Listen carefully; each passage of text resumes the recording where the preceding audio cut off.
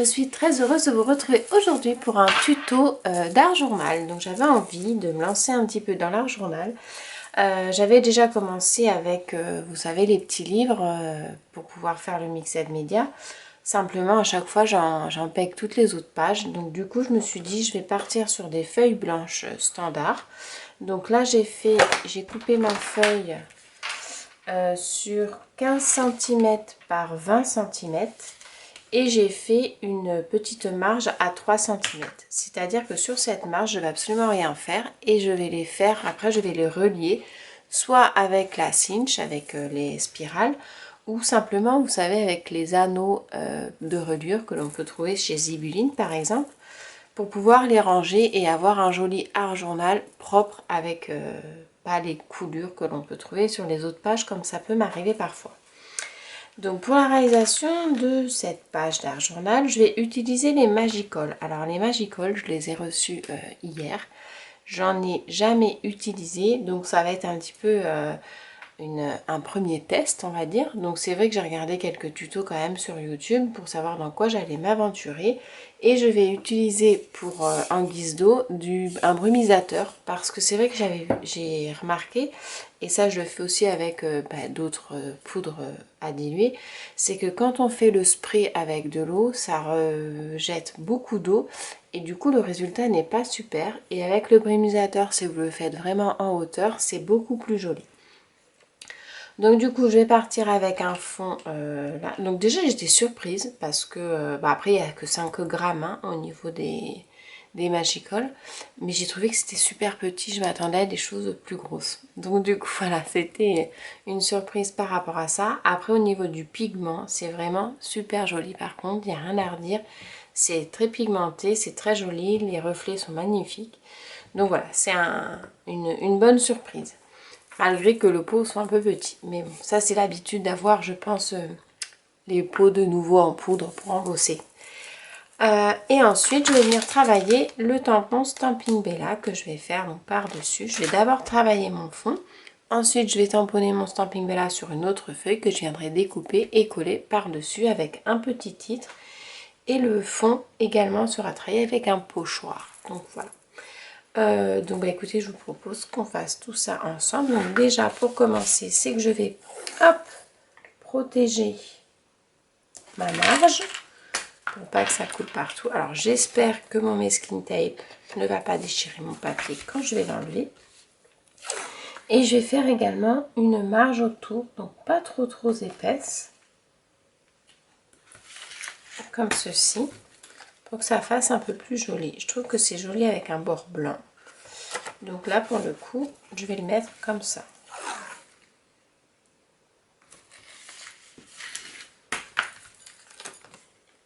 Donc c'est un vieux masking tape, j'ai l'impression qu'il colle même pas du tout. Donc pour le coup,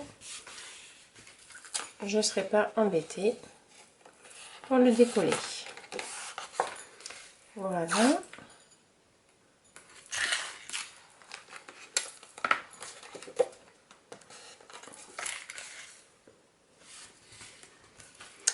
Et voilà. Donc ma page est prête. Ce que je vous propose, c'est de suivre le tuto en musique et j'interviendrai au fur et à mesure de mes étapes principales, étant donné que je vais faire mon petit test.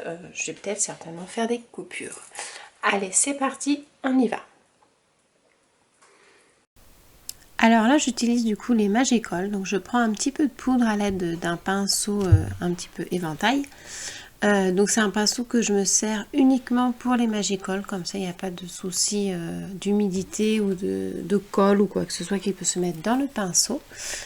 Et donc je saupoudre par-ci par-là et ensuite à l'aide du brumisateur, je viens le positionner assez haut pour pouvoir mettre de l'eau et pour voir que celle-ci se diffuse un petit peu sur l'ensemble de la création. Je sèche bien avec mon head gun pour avoir un beau résultat à la fin. Donc voilà, là j'ai fait mon fond du coup au Magicoll. Donc je suis partie sur des tons roses un petit peu clairs parce que je voulais faire ma pépette dans les tons verts et je voulais pas que ce soit trop foncé. Faire quelque chose, donc vous voyez le résultat est quand même super joli. Vous avez des très jolis reflets nuancés, enfin nuancés un petit peu dans les tons, ça fait un petit peu rose orangé. Donc c'est très très joli. Voilà, après j'en ai mis vraiment pas beaucoup du tout. Donc si vous voulez que ce soit un peu plus foncé, vous pouvez peut-être en mettre un peu plus davantage.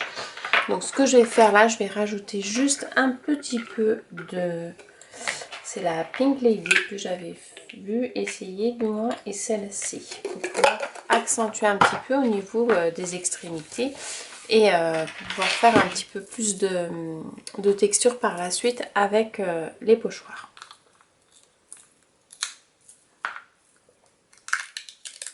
Alors le résultat étant un petit peu trop clair pour ce que je souhaitais, je rajoute 2 autres Magical avec des teintes un peu plus foncées par-dessus ma création que j'ai séchée. Et là on s'aperçoit bien qu'il y a les pigments qui ressortent davantage, notamment dans les tons un petit peu orangés. Et c'est parfait, c'est vraiment donc ce voilà, que je là voulais. Vous voyez, on voit davantage les petits pigments que j'ai rajoutés en deuxième partie. Donc maintenant ce qu'on va faire, hop, on va mettre ça un petit peu de là. C'est que je vais prendre un pochoir et je vais venir le travailler un petit peu avec légèrement de l'aquarelle en godé.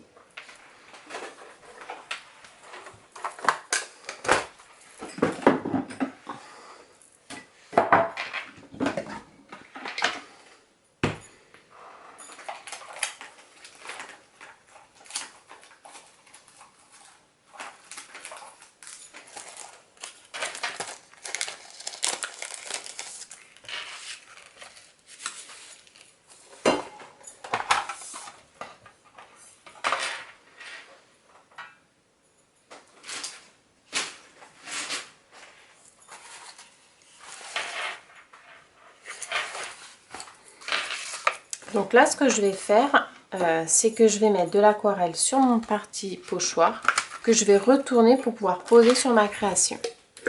Donc pareil, j'innove, j'ai jamais trop fait ça. Donc là, je vais partir dans les tons un petit peu rose. Donc je vais faire un petit mélange comme ceci, avec un peu de violet. Voilà. Et donc, je mets de l'aquarelle sur mon pochoir comme ceci. Donc j'hésite pas à mettre de l'eau, hein. Hop. Et ensuite je prends le pochoir et je vais venir le mettre par dessus. Hop, voilà, ça fait vraiment des toutes petites taches avec des petits motifs. Hop.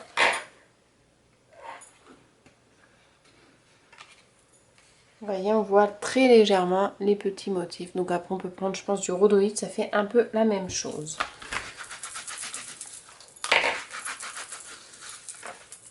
Donc je vais prendre une feuille de rhodoïde. Donc en fait, ce que je vais faire, c'est que je teste en même temps. C'est vraiment... je vais faire la pâte à structure là. La transparente. Et après, je vais venir mettre, du coup, mon aquarelle. Comme ça, avec l'effet de transparence, on voit quand même ce qui se passe derrière. Hop. Et ensuite, je vais venir la travailler avec de l'encre. Toujours pareil dans l'aquarelle. Donc, je nettoie bien mon pochoir. Pas que ça pègue. Hop, la spatule également. Donc ça, cette pâte à structure, c'est une pâte structure que j'aime beaucoup, c'est la Rangers. Et c'est la transparente. Donc en fait, quand vous mettez votre pâte dessus, vous avez le relief, mais vous avez la transparence du produit. Donc je trouve ça vraiment super sympa. Donc je vais sécher.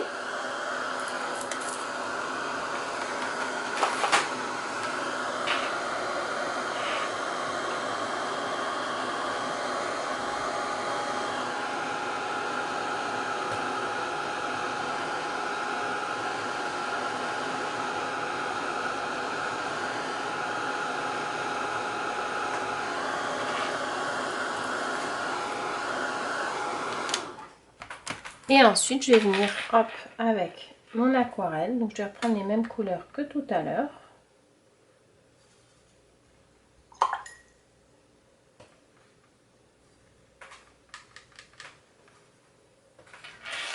Et je vais venir, hop,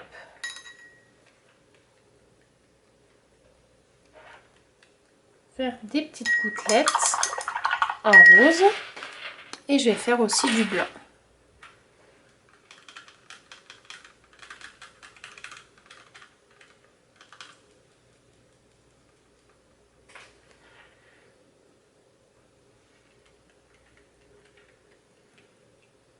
Voilà. Et ça sera tout pour l'aquarelle. Du coup, je vais bien ressécher par-dessus.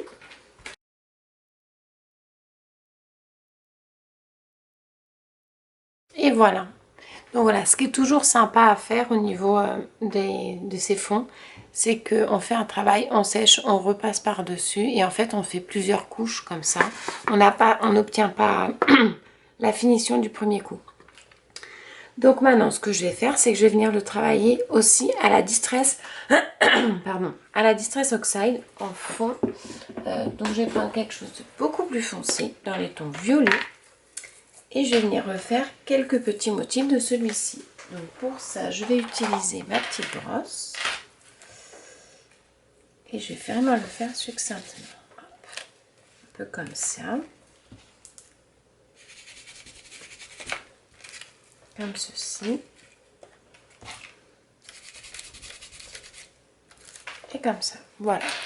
Donc là, mon fond est terminé.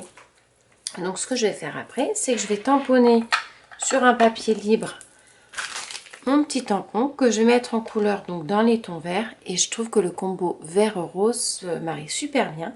Et ensuite, je vais venir le faire ma petite cinématique avec mon tamponnage où je vais rajouter des petites étiquettes, un petit peu de fil. Je peux me permettre de me faire du volume étant donné que je travaille sur une page libre et que donc par la suite, j'aurai plus qu'à les assembler au niveau de ma reliure.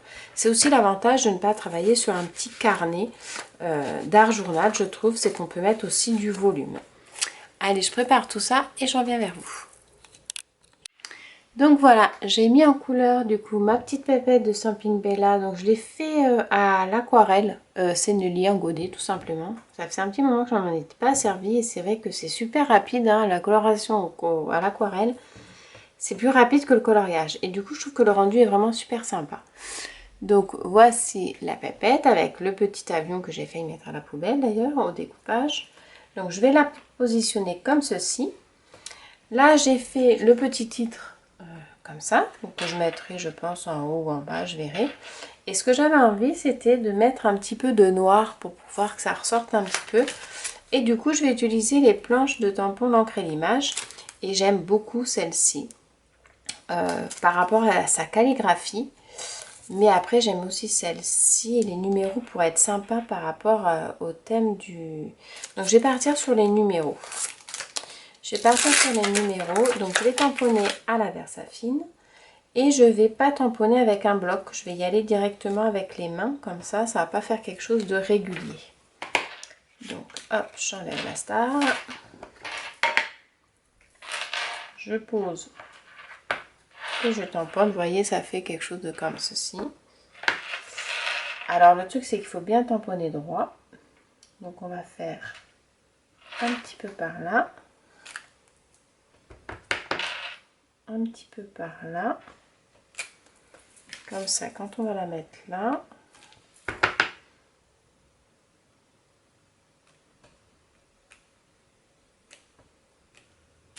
Voilà. Je trouve comme ça c'est plus sympa. Donc je nettoie mon petit tampon.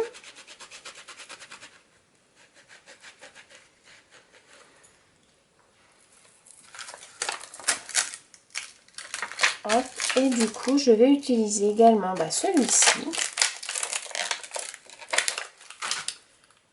avec celui-là. Je le mets droit sur mon bloc.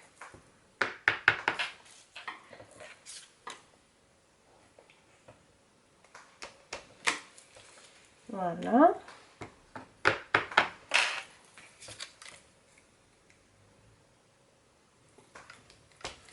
Et voilà. Comme ceci. Alors ça, je vous l'ai fait hors caméra, mais j'ai décollé du coup le masking tape que j'ai utilisé tout à l'heure. Et comme vous pouvez voir, bon là c'est un petit peu crassou parce que j'avais pas tout protégé. Mais j'ai bien le bord tout blanc et je trouve que ça fait vraiment super joli. Donc après je vais venir gommer mon trait au crayon à papier que j'avais fait pour faire ma marge des 3 cm. Ça je le ferme.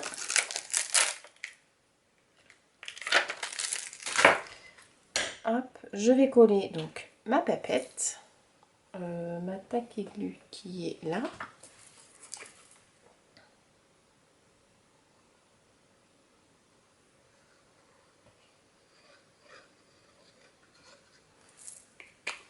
Et voilà. Donc je vais la coller là.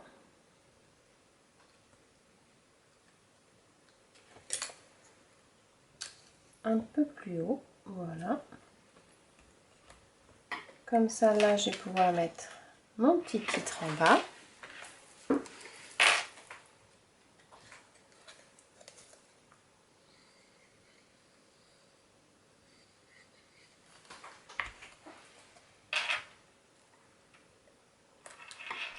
Comme ceci. Et je vais venir mettre quelques petites taches noires. Donc du coup, noire ou blanche. Des blanches, j'en ai déjà mis quelques-unes. Qui se voient pas beaucoup d'ailleurs. Alors je vais les faire, mais hop, avec ça. Avec les nouveaux. Je trouve comme ça au moins je précise bien, je vise bien où je veux les petites taches blanches.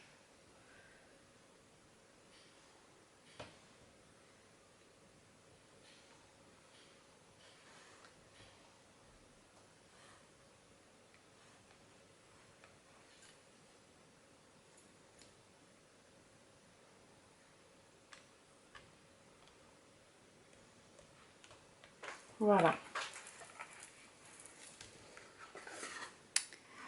Et voici. Donc je suis pas trop page d'art journal. C'est vrai que j'avais envie de me lancer parce que je m'étais dit en 2023 ça pourrait être sympa d'en faire une par semaine. Alors toujours pareil, hein, on essaye de s'y tenir mais c'est pas forcément évident avec la vie de tous les jours. Mais je trouve que le résultat est vraiment sympa. C'est super agréable à faire parce qu'il y a plein de techniques en même temps. Et donc du coup, bah voilà, il y a un petit peu de coloriage, un petit peu de texture de fond, un petit peu de patouille. C'était vraiment chouette. Mais écoutez, j'espère que mon petit tuto vous aura plu. C'est vraiment un tuto débutant parce que bon, c'est une des premières fois que je me lance dans ce genre de création. J'espère qu'il vous aura plu. Si vous avez des questions surtout... Oh, j'ai oublié le petit avion. Décidément, il a failli finir à la poubelle. Ben, je vais le coller tout de suite. Hop. Et oui, ça fait mieux là tout de suite. Voilà. Donc comme je vous disais, si vous avez des questions, c'est avec plaisir que je vous y répondrai. Mais croyez-moi, je suis très loin d'être une professionnelle sur l'art journal. Donc ça sera plutôt de la découverte ou du partage d'informations. Donc si vous avez des petits conseils, n'hésitez pas à les mettre en commentaire. C'est avec grand plaisir que je les lirai et que je vous répondrai. Si ma petite vidéo vous a plu, n'hésitez pas à liker, partager et commenter. Je vous dis à très bientôt pour des prochains tutos. Allez, ciao!